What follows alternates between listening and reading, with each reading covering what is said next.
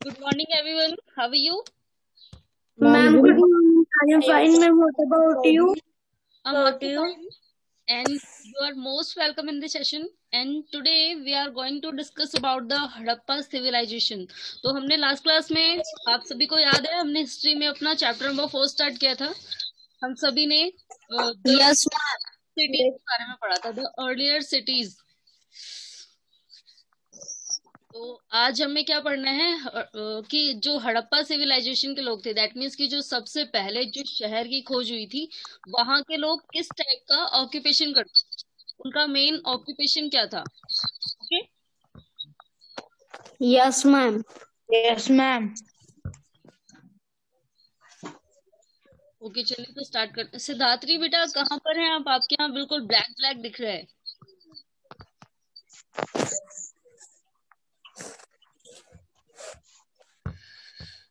चलिए तो हम लोग क्लास स्टार्ट करते हैं. मैं आप सभी को स्क्रीन शेयर करती हूँ.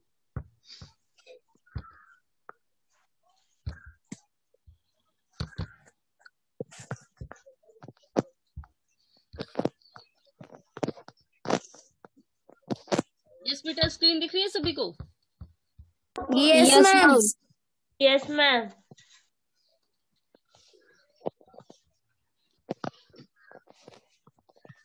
चलिए तो आज क्या पढ़ना है. लास्ट क्लास में हमने पढ़ा था the houses, drains and the streets in the Harappa civilisation. एंड आज का टॉपिक क्या पढ़ना है, लाइफ इन द सिटी. तो हमें ये पढ़ना है कि जो हड़प्पा सिविलाइजेशन के लोग थे, हड़प्पा सभ्यता के, दैट मीन्स की जो अर्लियर सिटीज जिनकी सर्च की थी हमारे आर्कियोलॉजिस्ट ने. और मैंने आपको बताया भी था कि वो हमारे कौन से आर्कियोलॉजिस्ट थे जिन्होंने हड़प्पा की खोज की थी. याद है आप सभी को? Yes, ma'am. कौन थे? किसी को भी नहीं मालूम है ना? राखल Das Banerjee. Okay. Yes, ma'am. याद रखना है, क्योंकि जिसकी सबसे पहले शहर की खोज की, वो तो हमारे लिए बहुत ज्यादा इम्पोर्टेंट है ना. हमें उसका नाम रखना, हमें उसका नाम याद रखना ही चाहिए. तो कौन थे फर्स्ट जिन्होंने Harappa civilisation? Rakhal Das Banerjee. Okay. Yes, ma'am. चलिए तो अब हमें पढ़ना है the life in the city.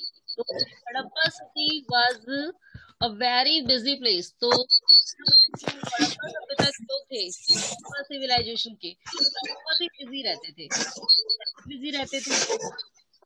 तो देयर वर पीपल वो plan the construction of special building in the city. अब यहाँ के जो लोग थे वो क्या प्लान करते थे, construction of special building in the city, कि हमारे शहर में जो बिल्डिंगों का कंस्ट्रक्शन हो वो बहुत ही स्पेशल हो. हमेशा ही प्लान करते रहते थे कि जो हम बिल्डिंग बनाएं उसका प्लान, उसका मैप किस तरीके से होना चाहिए, बिल्डिंग किस तरीके से बनाई जानी चाहिए.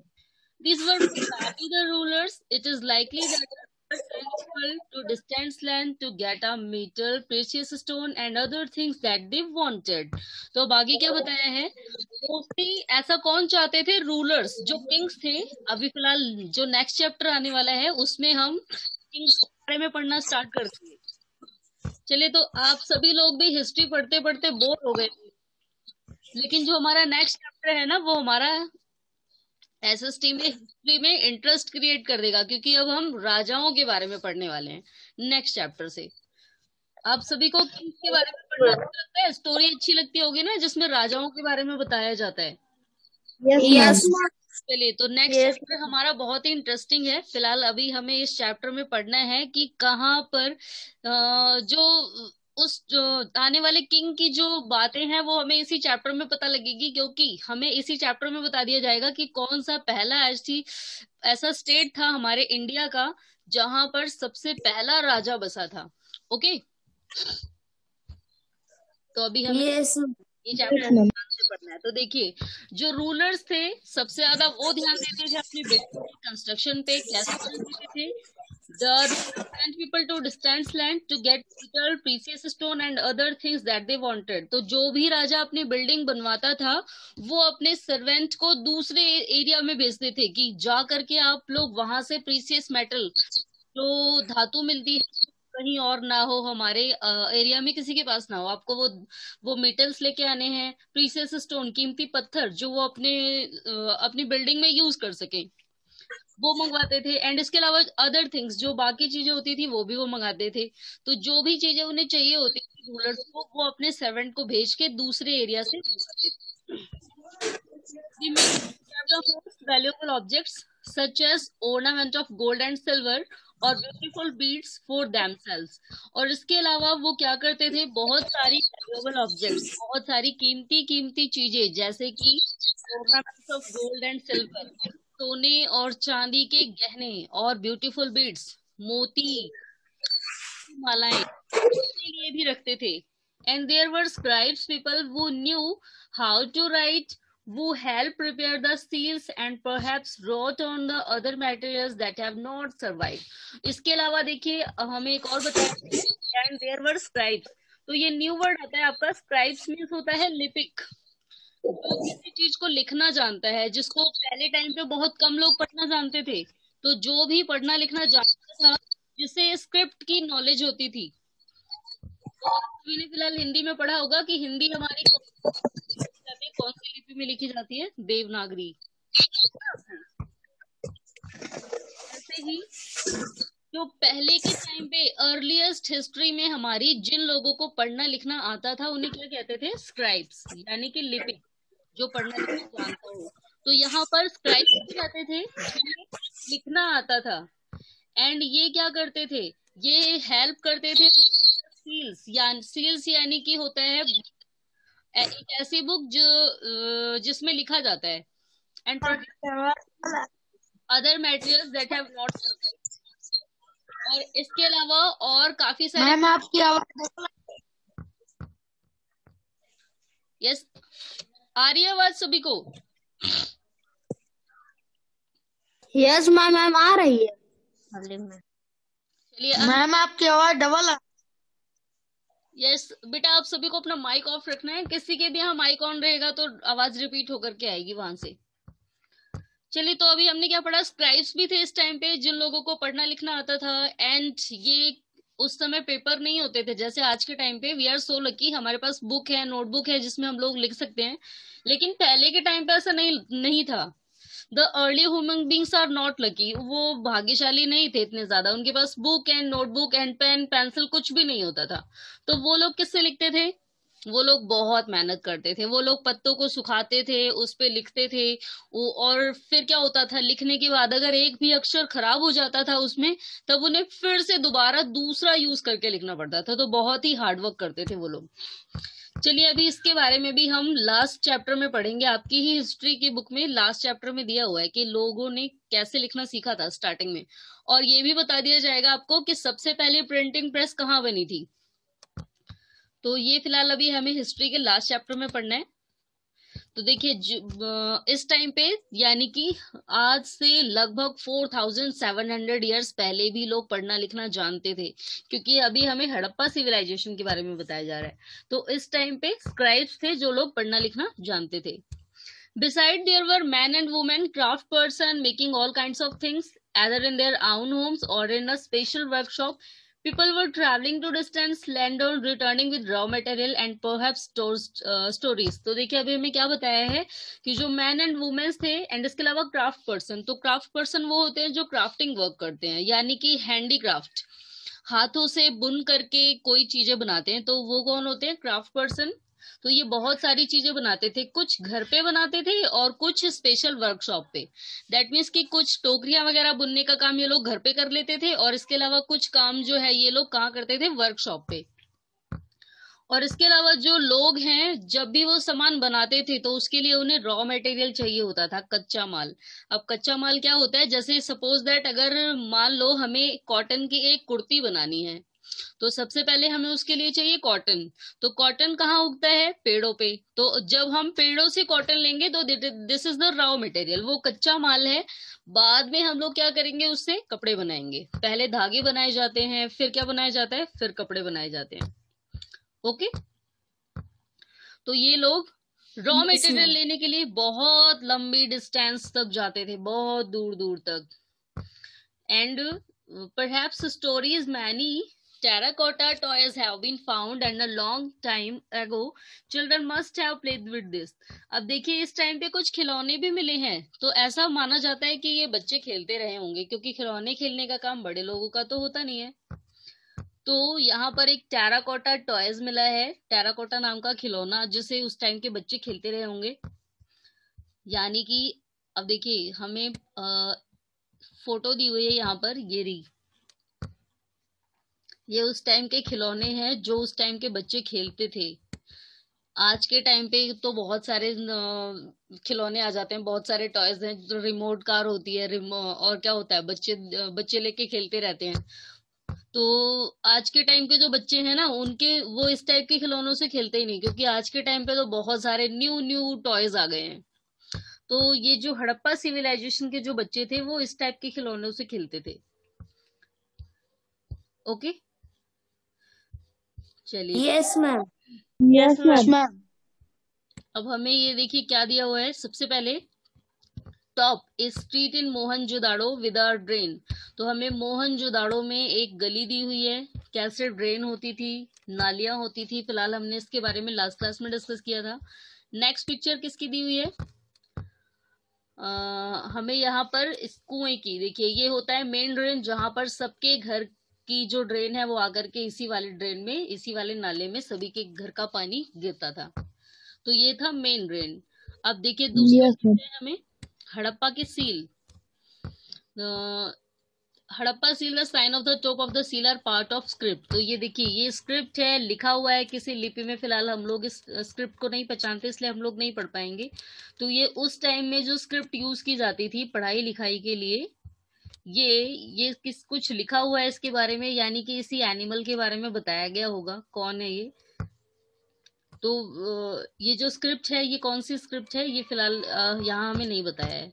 देखिए अब दूसरा क्या दिया है, हमारे जो स्कॉलर्स हैं, दैट मीन्स कि जो हमारे इतिहासकार हैं, हैव ट्राइड टू रीड, उन्होंने बहुत पढ़ने की कोशिश की है this science, but we still do not know exactly what they mean. लेकिन अभी तक हमें इसका असली मतलब नहीं पता लग पाया है कि ये लिखा क्या है।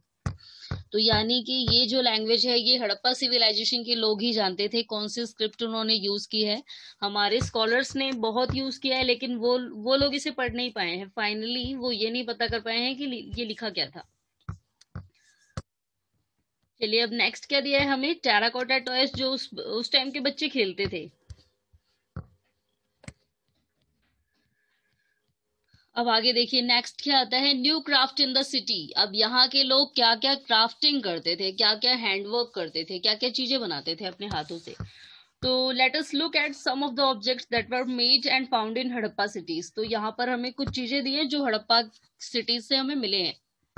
Most of things that have been found by archaeologists are made of stone, cell and metal, including copper, bronze, gold and silver. तो देखिए अभी ये जितनी भी चीजें मिली हैं हमें हड़प्पा सिविलाइजेशन से, हमारे आर्कियोलॉजिस्ट को, यानी कि जो हमारे पुरातत्व शास्त्री हैं जिन्होंने इन चीजों की सर्च की है, उन्हें जितनी भी चीजें मिली हैं या तो वो स्टोन की बनी है या फिर शेल की जो हमें समुद्र से मिलते हैं, मोती, एंड कुछ चीजें ऐसी है जो मीटल की बनी है। अब मीटल कौन कौन सा यूज किया जाता था, कॉपर या फिर ब्रॉन्ज की बनी हुई चीजें, या फिर गोल्ड की, या फिर सिल्वर की। तो अब कॉपर एंड ब्रॉन्ज का इस्तेमाल कहाँ किया जाता था, were use to make tools, औजार बनाने के लिए, वेपन्स बनाने के लिए, यानी कि हथियार जिससे ये लोग लड़ाइयां करते रहे होंगे, एंड द ऑर्नामेंट्स, इसके अलावा ज्वेलरी जो ये लोग पहनते थे, एंड द वेसल्स, बर्तन। तो ये सारी चीजें बनाने के लिए ये लोग कॉपर एंड ब्रॉन्ज का यूज करते थे। अब गोल्ड एंड सिल्वर का यूज क्यों होता था, were use to make ornaments and vessels. तो ये जो गोल्ड एंड सिल्वर है इसका इस्तेमाल किस लिए करते थे लोग, गहने बनाने के लिए, ज्वेलरी बनाने के लिए। आज के टाइम पे भी फिलहाल उसी लिए किया जाता है। ये देखिए हमें दिया हुआ है पिक्चर में, तो उस टाइम के लोग इस टाइप की ज्वेलरी पहनते, ये हमें ज्वेलरी दी हुई है। Yes ma'am.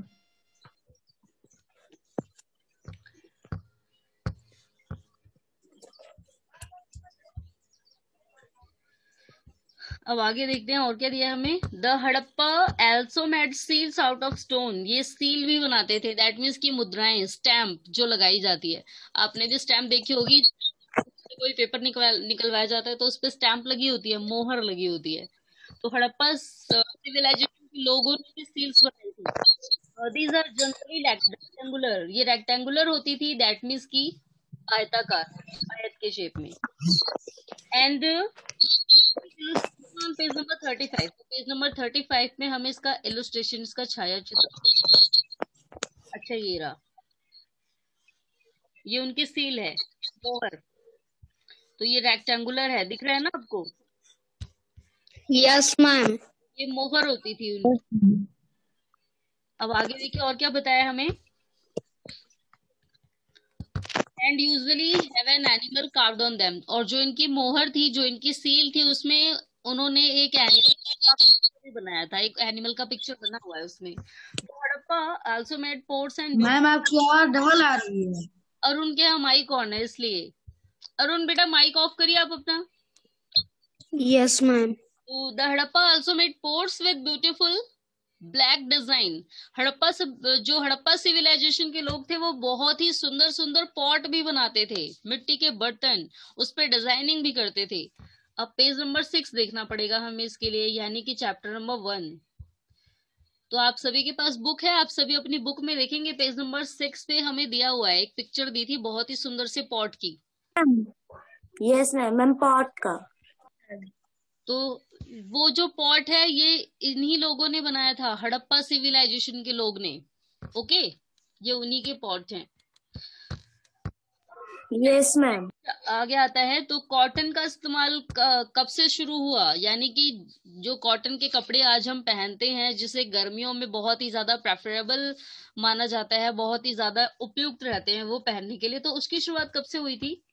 तो cotton was probably grown at Mehrgarh from about 700 years ago। तो कॉटन कब उगाया गया? आज से लगभग 7000 साल पहले।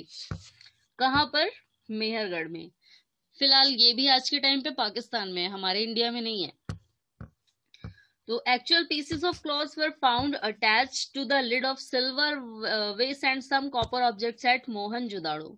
अब मोहनजोदाड़ो में हमें कॉटन का एक कपड़ा मिला है, कॉटन का एक पीस, जो जिसमें सिल्वर भी अटैच किया गया है। तो lid of silver were and some copper objects at. तो हमारे आर्कियोलॉजिस्ट ने जब सर्च किए तो उन्हें एक कपड़ा मिला है कॉटन का, जिसमें सिल्वर की लिड लगाई गई है, किनारे पर सिल्वर की लिड लगाई गई है, एंड इसको कॉपर से भी सजाया गया है। तो archaeologist also found spindle whorls,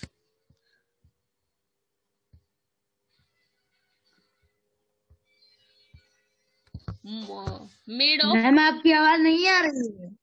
made of terracotta and faience. अब देखिए इसके अलावा और क्या मिला है हमारे आर्कियोलॉजिस्ट को। अंश आवाज जा रही है अब आपको? यस मैम आ रही है। तो हमारे आर्कियोलॉजिस्ट को और क्या मिला है? स्पिंडल वोल्स, यानी कि धागे बुनने वाला उपकरण, जिसमें धागा बुना जाता था। जैसे गांधी जी ने चरखा चलाना सिखाया था सभी लोगों को, सब लोग चरखा चला के क्या करते थे? खादी के कपड़े बनाते थे। तो ऐसे ही हमारे जो हड़प्पा सिविलाइजेशन के लोग थे, इन्होंने स्पिंडल वोल्स यूज किया था। इसका इस्तेमाल क्यों होता था? Made of terracotta and faience. ये टेराकोटा यानी कि एक लकड़ी से बना था, और एक फैनस, एक अलग धातु यूज की जाती थी। और इसका इस्तेमाल क्यों होता था? These were use to spin thread, धागे की बुनाई के लिए। तो ये जो इंस्ट्रूमेंट था इनका, ये जो मशीन थी, स्पिन वोल्स, जिससे ये लोग क्या करते थे? धागा बुनते थे। ओके,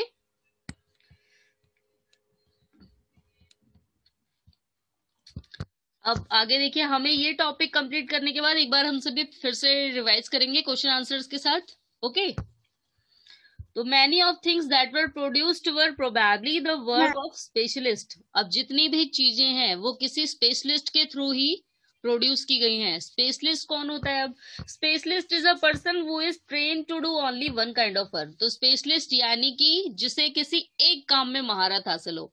जैसे आज के टाइम पे अगर कोई ये कहे कि मैं सब कर सकता हूं, तो ये बिल्कुल ही झूठ है, क्योंकि कोई एक पर्सन किसी एक काम में परफेक्ट हो सकता है, सारे में नहीं। जैसे अब आपने ही नोटिस किया होगा, कोई कोई क्या करता है, बहुत अच्छा सा, जैसे अभी हम बात करें अगर मिस्त्री की, मेजन, तो अगर कोई बहुत अच्छा घर बना सकता है तो जरूरी नहीं है कि वो बहुत अच्छी ज्वेलरी भी बना ले, या फिर बहुत अच्छे बर्तन भी बना ले, या फिर बहुत अच्छा इंजीनियर भी हो। तो जो भी पर्सन होता है उसके अंदर एक स्पेशल टाइप की क्वालिटी होती है, किसी एक काम को वो बहुत ही अच्छी तरह कर सकता है, तो उसे ही हम क्या बोलते हैं, स्पेशलिस्ट। यानी कि किसी भी एक काम को, किसी एक काइंड ऑफ वर्क को, वन काइंड ऑफ वर्क को बहुत ही परफेक्टली करने वाला। तो स्पेशलिस्ट कौन है, जो किसी भी काम को बहुत अच्छे तरीके से कर सकता है। फॉर एग्जाम्पल कटिंग स्टोन, यानी कि कोई ऐसा व्यक्ति है जो स्टोन को काटने का काम बहुत अच्छा कर सकता है। या फिर कोई दूसरा पर्सन है जो पॉलिशिंग बीड्स, यानी कि बीड्स को कलर करने का काम बखूबी कर सकता है। या फिर कार्विंग सील्स, यानी कि ये जो मोहर बनाई है इसको खुदाई करके बनाया गया है, तो कोई ऐसा पर्सन है जो इस सील्स को बहुत ही बखूबी बना सकता है खुदाई करके। तो ये सबकी अलग अलग क्वालिटी है। अब आगे और क्या बताया हमें, look at the illustration page number 36। अब पेज नंबर 36 पे एक और हमें चित्र दिया है, कौन सा है, ये रहा। तो कोई एक ऐसा पर्सन होगा जो ये मूर्ति बहुत अच्छी तरह बना सकता होगा, कोई ऐसा पर्सन होगा जो ये खिलौने बहुत अच्छा बनाना जानता होगा, कोई दूसरा ऐसा पर्सन होगा जो ये बहुत स्टैम्प, मोहर बहुत अच्छी तरह बना लेता होगा पत्थरों में खुदाई करके। तो ये अलग अलग पर्सन की क्वालिटी है। एक पर्सन, अगर एक ही पर्सन से ये कहा जाए तुम सारे काम करो, तो वो सारे कामों में क्या करेगा, जल्दबाजी कर देगा, कोई भी काम परफेक्टली नहीं होगा। तो इसलिए क्या होता था, हर एक पर्सन किसी अलग अलग काम को बखूबी करना जानते थे, और वो अपने काम में स्पेशलिस्ट होते थे, महारत हासिल होती थी, वो ट्रेंड होते थे अपने कामों में। Okay, yes ma'am. यस चलिए अब आगे देखते हैं। And see how well the face is carved and how carefully the beard is shown. अब आगे देखिए, जैसे इस पिक्चर में हमें दिखाया है कितनी अच्छी तरीके से फेस बनाया गया है। अब आप ही सोचिए कि उस टाइम पे लोगों के पास ना तो इंस्ट्रूमेंट होते थे, ना ही लोहे के औजार थे, और उसके बावजूद भी कितनी सुंदर पिक्चर बनाई हुई है। ये पत्थरों से बनाई गई मूर्ति है, तो कैसे बनाया होगा उन्होंने, कितनी कितनी ज्यादा मेहनत की गई है। दिख रहा है ना आपको, यस मैम। यानी कि बहुत ही हार्ड वर्क करते थे वो लोग। चलिए अब आगे देखते हैं और क्या बताया हमें। दिस मस्ट मैम पहले स्टोन टूल नहीं रहता था, बेटा, मैम ये उससे काट सकते थे पत्थर को। लेकिन कितनी मेहनत लगती होगी, ये भी तो सोचिए। ये देखिए कितना सुंदर सुंदर पैटर्न दिया है, इतनी बारीकी से डिजाइन करना, आंखों की डिजाइन की गई है, कान बनाए गए हैं, नाक बनाए गए हैं, स्टोन टूल से ये सब कर पाना। और बाई चांस ये भी ध्यान रखना कि कोई जो पार्ट हमें बनाना है वो टूट ना जाए। तो ये सारा तो बहुत ही बारीकी वाला काम है। मैम एक्सपर्ट कोई होगा, उसी ने बनाया होगा। यस, तो एक्सपर्ट तो थे ही ये लोग। चलिए तो अब आगे देखते हैं। अभी तो ये देखिए हमें बताया भी है, this must have been the work of an expert craft person. ये जो वर्क है किसी एक्सपर्ट क्राफ्ट पर्सन का है, किसी ऐसे पर्सन का जो बहुत ही एक्सपर्ट रहा होगा क्राफ्टिंग में, हैंड क्राफ्ट में, तो वही ये काम कर सकता है। अगर किसी ऐसे पर्सन से बोल दिया जाए सबसे ये काम नहीं होगा, कौन कर पाएगा, जो एक्सपर्ट रहा होगा। Not everybody could have been a specialist, और सब कोई, एवरीबडी का मतलब हर कोई स्पेशलिस्ट नहीं हो सकता, हर कोई किसी काम को बखूबी नहीं कर सकता है। We do not know whether only man were specialist और ओनली वुमेन आर स्पेशलिस्ट। अब हम ये भी नहीं कह सकते कि केवल मैन ही स्पेशलिस्ट होते थे या केवल वुमेन ही स्पेशलिस्ट हो सकती थी, दोनों ही किसी ना किसी काम में एक्सपर्ट हो सकते थे। Perhaps some women and men may have been specialist, तो कुछ औरतें भी स्पेशलिस्ट हो सकती थी और कुछ आदमी भी स्पेशलिस्ट हो सकते थे। तो ऐसा नहीं कहा जा सकता कि केवल मैन ही स्पेशलिस्ट होते थे, केवल आदमी ही सारे टाइप के वर्क करना जानते थे। Okay, yes ma'am. चलिए तो एक बार अभी क्वेश्चन आंसर डिस्कस कर लेते हैं हम लोग, हमने जितना पढ़ा है उसके बाद हम लोग फिर आगे का टॉपिक पढ़ेंगे। ओके,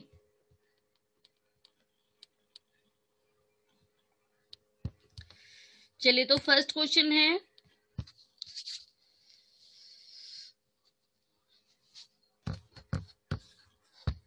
चलिए फर्स्ट क्वेश्चन का आंसर अंश बताएंगे। यस अंश, आपको बताना है कि हड़प्पा सिविलाइजेशन के लोग कौन कौन से मीटल्स के बारे में जानते थे, कौन कौन सी धातुओं के बारे में जानते थे। Ma'am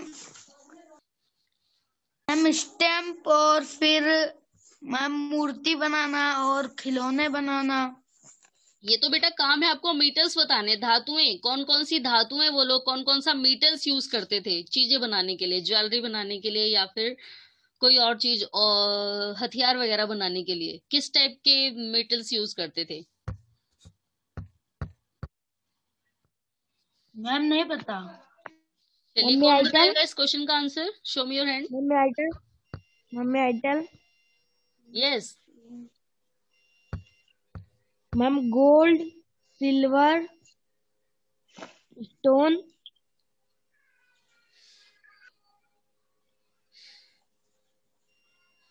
okay Siddhatri, well tried. Siddhatri आज आप ना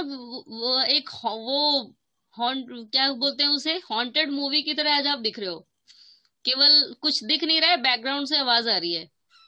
मैम लाइट नहीं है। ओके तभी आप दिख नहीं रहे हो आज, बिल्कुल ब्लैक ब्लैक दिख रहा है। अंधेरे में से कोई आवाज सुनाई दे रही है हॉन्टेड हाउस की तरह। चलिए yes Mahak, now you tell. Ma'am gold, silver, copper and bronze. Gold, silver, copper and bronze, very good. चलिए अब प्रिया आप बताएंगे कि जो हड़प्पा सिविलाइजेशन के लोग थे वो इन मीटल्स का यूज कहाँ कहाँ करते थे। मैम खिलौने बनाने के लिए और जेवरात और यस वेरी गुड। मैम बर्तन बनाने के लिए। वेरी गुड प्रिया। तो देखिए ये लोग कहाँ कहाँ यूज करते थे मीटल्स का, ज्वेलरी वगैरह बनाते थे, खिलौने भी बनाते थे, औजार भी बनाते थे, तो ये बहुत सारी चीजें थी मैम सील करते भी थे। यस सील के लिए भी। चलिए तो अब नेक्स्ट क्वेश्चन आता है, नेक्स्ट क्वेश्चन का आंसर अरुण को बताना है। Yes Arun, now you tell. Harappa civilisation में जो लोग पढ़ना लिखना जानते थे उसे क्या कहा जाता था।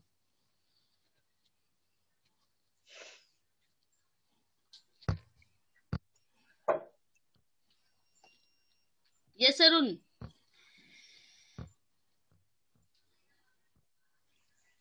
चलिए कौन बताएगा इस क्वेश्चन का answer, show me your hand. Ma'am लिपि। लिपिक। एंड इंग्लिश वर्ड क्या दिया हुआ है हमें अब हमारे चैप्टर में। Ma'am scribes. Yes scribes. तो scribes the person that know about write, how to write and how to read.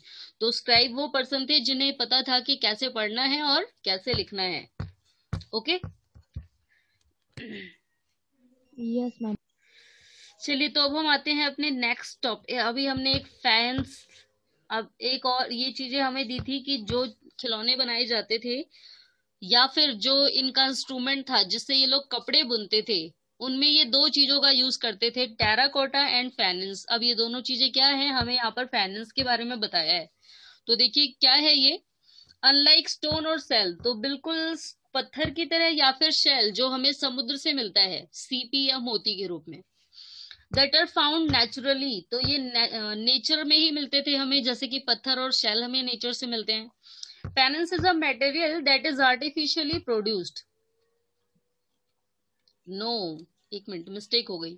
तो हमें क्या बताया है कि स्टोन और शेल की तरह ये नेचुरली नहीं मिलते थे, इन्हें बनाना पड़ता था।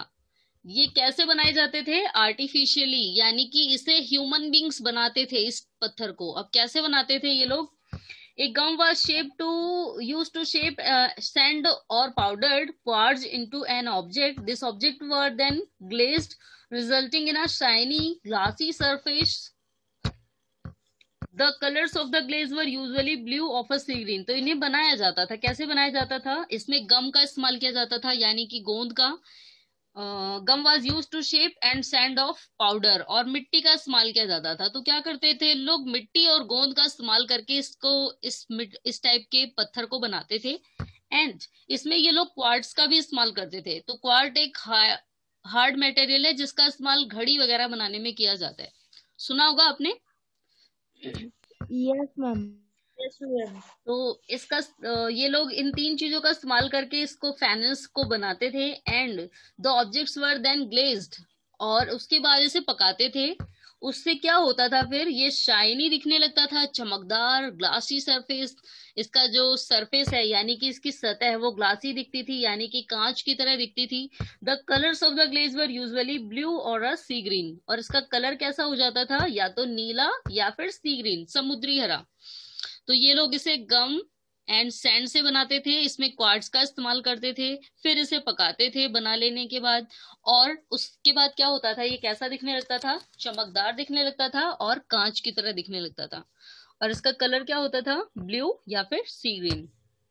अब इसका इस्तेमाल करते क्यों थे ये लोग, देखिए तो इसका इस्तेमाल कहाँ कहाँ होता था। यूज टू मेक बीड्स, मोती बनाने के लिए, बैंगल्स यानी कि चूड़ियां बनाने के लिए, इयररिंग्स बनाने के लिए, एंड छोटे छोटे बर्तन बनाने के लिए। तो इन सभी कामों के लिए ये लोग किसका इस्तेमाल करते हैं, फैंस का। तो जैसे हमारे यहाँ कप वगैरह बनाए जाते हैं, चांदी की प्लेट, सॉरी चांदी की नहीं, कौन सा बर्तन यूज होता है प्लेट वगैरह बनाने में, कप वगैरह बनाने में। कांच। कांच नहीं, एक और कोई और कलर और भी चीज यूज होती है, मुझे नाम नहीं याद आ रहा फिलहाल। Ma'am silver.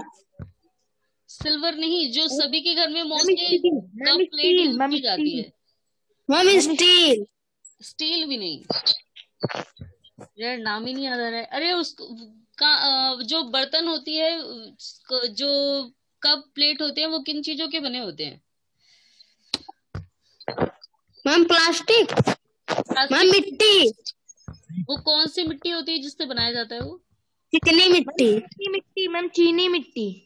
यस, चीनी मिट्टी के बने होते हैं, चिकनी मिट्टी।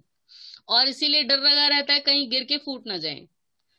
तो पहले के टाइम पे जो ये लोग थे, ये क्या करते थे, ये किससे बनाते थे, फैन से। तो जस्ट ये लोग मोती, चूड़ियां, इयररिंग्स एंड छोटे छोटे बर्तन, ये सारे इन्हीं से बनाते थे।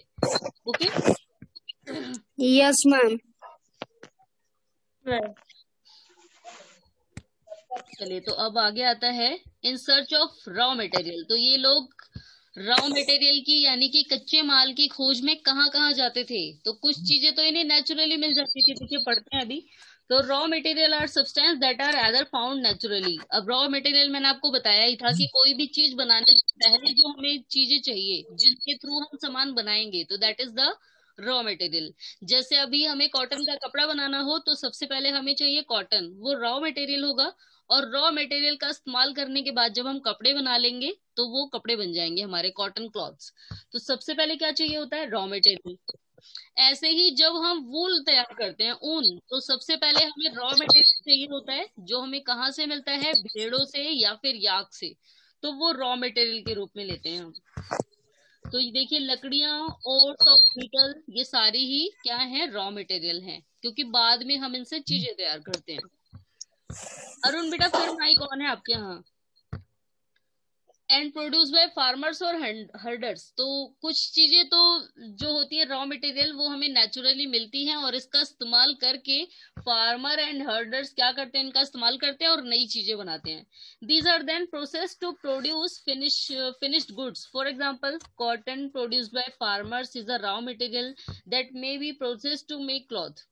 तो ये जो रॉ मटेरियल है, ये लोग ये कौन तैयार करता है, या तो फार्मर्स या फिर हर्डर्स, यानी कि या तो किसान या फिर चरवाहे। कैसे, तो अभी देखिए कॉटन का एग्जांपल लेते हैं। तो कॉटन की खेती कौन करेगा, किसान, यानी कि रॉ मटेरियल किसने रेडी किया है, फार्मर ने। अब हर्डर्स कैसे करते हैं, हर्डर्स का एग्जाम्पल आप लोग बताएंगे, हर्डर्स कैसे रॉ मटेरियल रेडी करते हैं। मैम फसल काट के। मूर्ति बनाते। नो, हर्डर्स होते कौन है, सबसे पहले तो ये पता होना चाहिए कौन होते हैं हर्डर्स। मैम चरवाहे। चरवाहे। तो चरवाहे यानी कि चराने वाले, जो जानवरों को चराएंगे। तो ये भी तो हमारे लिए रॉ मटेरियल रेडी करते हैं। मान लो इन्होंने शिप्स को पाला, भेड़ों को पाला, बकरियों को पाला, अब उनके बाल निकलेंगे, तो रॉ मटेरियल कौन रेडी करने में हेल्प कर रहा है, हर्डर्स ही तो कर रहे हैं ना। Yes ma'am. अगर वो लोग भेड़ों को नहीं पालते तो क्या होता, क्या हमें वूल बनाने के लिए, वो ऊनी स्वेटर बनाने के लिए, वूलन क्लॉथ्स बनाने के लिए वूल मिल पाता, नहीं।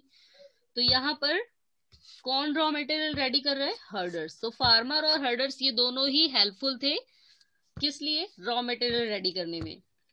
और बाद में इन्हीं रॉ मटेरियल का इस्तेमाल करके चीजें बनाई जाती थी। देखिए एग्जांपल भी दिया है, जैसे कि कॉटन, इससे पहले किसानों ने उगाया एक रॉ मटेरियल के रूप में, and that need process to be make clothes, और बाद में इसका इस्तेमाल कर लिया गया कपड़े बनाने के लिए। While some of the raw materials that the Harappa used for available locally, many items such as copper, tin, gold, silver and precious stone had to be brought from distances places.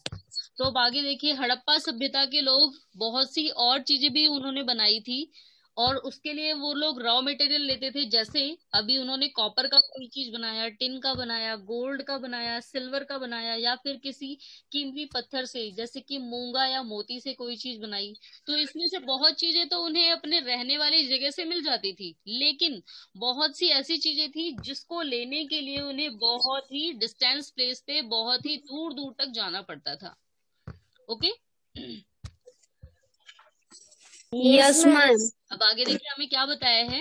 तो the Harappa probably got copper from present day Rajasthan. अब हड़प्पा के लोगों को copper कहाँ से मिला था? राजस्थान से। तो अब आप ही सोचिए, हमारे लिए आज के टाइम पे तो राजस्थान बहुत दूर नहीं है, क्योंकि ट्रेन है, एरोप्लेन है, लेकिन जब पहले के टाइम पे, जब जिनके पास साइकिल तक नहीं थी, उनके लिए राजस्थान जाना बहुत दूर रहा होगा। तो इन लोगों को कॉपर कहाँ से मिला था? राजस्थान से।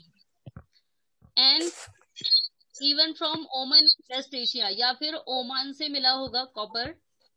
एंड टिन कहाँ से देखिए, tin which was mixed with copper to produce bronze may have been brought from present day Afghanistan. अब टिन ये लोग कहाँ से लाए थे, जिसका इस्तेमाल ये लोग कॉपर के साथ मिला करके ब्रॉन्ज बनाते थे। तो टिन इन्हें कहाँ से मिला था? अफगानिस्तान से। And gold could have come all the way from present day Karnataka. अब ये लोग गोल्ड कहाँ से लेके आए थे? आज के टाइम पे कर्नाटका से।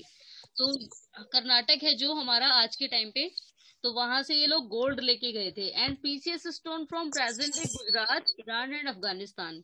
और कीमती पत्थर यानी कि मूंगा, मोती, ये सारी चीजें, नीलम, जिन चीजों की रिंग्स बनाई जाती है, बहुत ही सुंदर सुंदर पत्थर होते हैं। तो एंड इसके अलावा डायमंड भी। तो ये सारी चीजें ये कहाँ से लेके गए थे? गुजरात, ईरान एंड अफगानिस्तान से। Okay, yes ma'am. चलिए, तो अब हमें नेक्स्ट क्लास में क्या पढ़ना है? Food for the people in the cities. Harappa civilisation के लोग फूड के लिए क्या यूज करते थे? ओके, तो क्या खाते थे वो, क्या क्या चीजें उगाते थे, ये हमें नेक्स्ट क्लास में पढ़ना है। Yes ma'am. तो आज के लिए इतना ही। जितना आज पढ़ा है सभी को समझ आया? Yes ma'am. ओके बेटा, तो चलिए आज के लिए इतना ही, बाकी अब हम लोग नेक्स्ट क्लास में करेंगे। किसी को कोई डाउट? No ma'am. ओके, चलिए फिर आज के लिए इतना ही। Goodbye everyone. Goodbye. Good bye.